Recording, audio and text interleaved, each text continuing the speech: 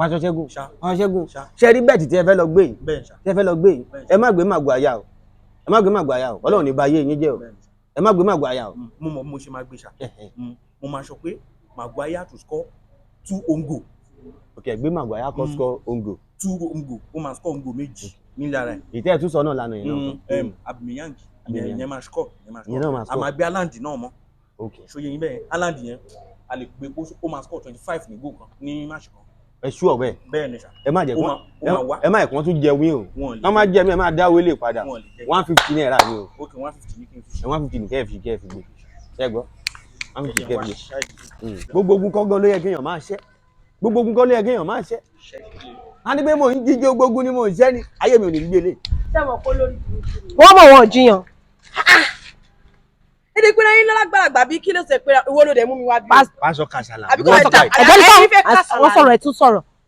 Kí ni? Wọ́n sọ̀rọ̀ ẹ̀ sọ̀rọ̀. Lẹ́yìn ẹlá omidan méjì ẹ wo pé ojú wọn bí tàwọn tán wá. Níbo? Ìyànjẹ yìí olórí ibu pásítọ̀ tó ń ṣe tírísọ̀m. Ó yẹ ká kí pẹ̀kẹ́ ibẹ̀ kí n pa méjì mú pẹ̀ kó ni. Ebi ẹṣẹ́ nulẹ̀ jàre rọ̀rọ̀ sọ ni. Ibẹ̀ yìí ni ọmọ olóṣó tí mo ṣe deliverance fún lára. Wow! You get Bẹ́ẹ̀ she sound jàre. Baby, you know the gravity of wetin you do. You know now. Ṣé you dey whine? Ẹ mọ̀ tí mo nǹkan tẹ ṣe ni ṣé ìrántí wa ni. Ìlú mọ̀ Ìbàdàn yẹn ni. No be Ìbàdàn. Ọmọ Ìbàràpá lẹ́gbẹ̀ẹ́ gbọ́ra ni mo fún pé ya wèrè. Yá wait make I tell ẹgbẹ́ mi sọ̀rọ̀ sẹ́. Make I tell you something. You see the fact say you did not cause that day, you no pay, you can't run. Na 3 days now. The money don't increase. I will go collect the money here. Or me will fine you. Choose one. Ẹ jọ̀ọ́ one question. Kí ló ń jẹ́ fine? Pé máa fine dànù ni. This man dey whine us. Only thing they do 3 sum. You be like say you dey craze, abi. Ìṣe 3 sum ni mo ṣe bí 2 sum ni ṣe bí ẹni. Okay, now you go calculate am for us. Be like say you dey mad. Be like say you dey mad at the time you still dey talk. Oga give us our money. Ẹni sùúrù. Èmi ni mo máa ṣe deliverance fún yín pé kí ẹ má bàa kẹ́ má bá. Money da fún deliverance. I say I collect my money of Toto wey you for. Ṣé ẹ gbọ́rọ̀ ni? Oni kò ní dá fún deliverance. Ṣé o mọ ọkọ tó jẹ́ deliverance? Yeah, shut up, Joe. Baba ṣe go pay money. Mi ò mọ mo ti fẹ́ sanwó fún yín. Ṣé go pay money? Smile like the case. Smile like the case. You dey talk. Which only thing wey dey do. Je má dá. Ẹ rántí ojú mi. Mo rántí ojú yín wọ́n jẹ́ sọ̀rọ̀ báyìí. Guy, ṣé go pay? Baba ṣé man ni àbí boys àbí anything. Ẹ sanwó. Ṣé jẹ́sà? Ẹ gbẹ̀rẹ̀. Sit down. Actually nǹkan tí mo wá fún ni pé wọ́n ti ṣe mí lóore rí. So mo dẹ̀ wá wò pé one good turn deserve another ló jẹ́ kí mi wá fẹ́ san òwe. But can you just tell me what really happened here so that I will know how to come in? Okay, as the judge of the matter, make I explain wetin happen give you. This your stupid pastor wey dey here. We come here with my babe based on say we dey street, you understand?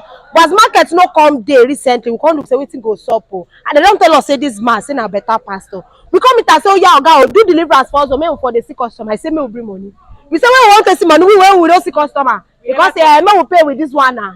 We say make we pay. He say oya na okay we enter room o. Baba knack 3 sum. Oya we do finish. Pastor give us money na make we dey go and say make we for know say our prayer don answer. Now you be the first customer. Now you say ma sanwó ni. I say why you no go pay?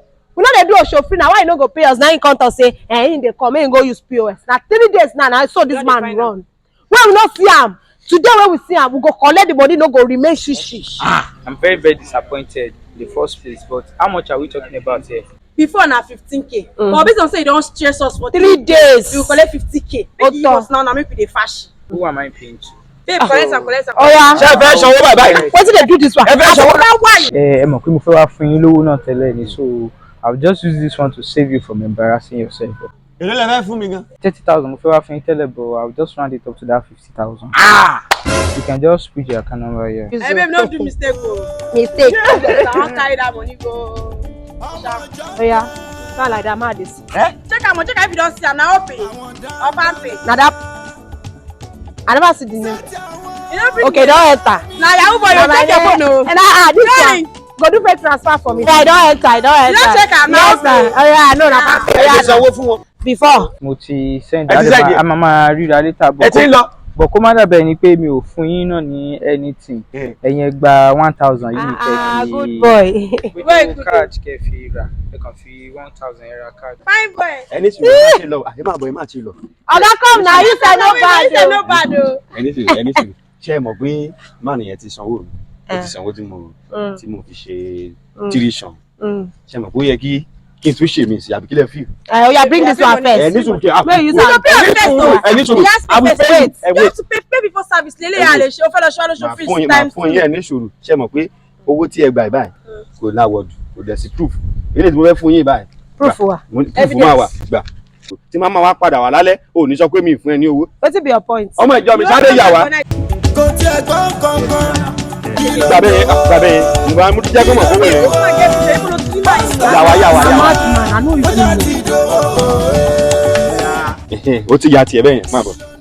Ìwọ náà wá yá. Which kind of rubbish be this? Máa bọ̀, mo mọ nǹkan tí mò Kí ni ń sọ. gbogbo ilé kò jiyàn yìí? Farabalẹ̀ jàre. On top 500.